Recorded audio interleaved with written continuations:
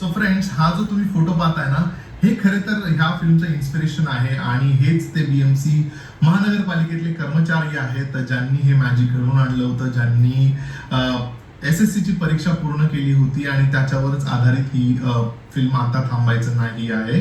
बोलूया या फिल्मच्या कथेबद्दल.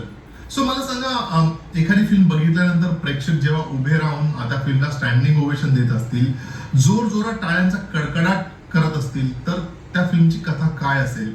So trailer मध्ये बघितल्यानंतर आपल्याला एवढं कळलं होतं की या फिल्मची कथा अशी आहे की जे बेसिकली ही फिल्म बीएमसी महानगरपालिकेत काम करणाऱ्या कामगारांवर आहे आणि तिथे आलेले जे एक उपायुक्त आहेत उदय कुमार शिरूरकर, जे काही लोकांना सिलेक्ट करून त्यांना वॉर्निंग देतात की बॉस तुम्हाला यावर्षी 10वीची परीक्षा द्यावी लागेल, त्यासाठी तुम्हाला रात्र शाळेत जावं लागेल आणि जर का ती परीक्षा तुम्ही नाही पास केली तर कदाचित तुम्हाला नोकरीवरून काढण्यात देखील येईल.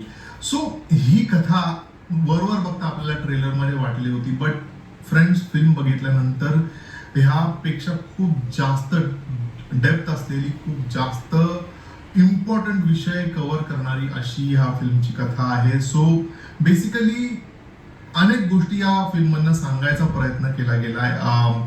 समाजावर भाष्य करण्यात आलंय.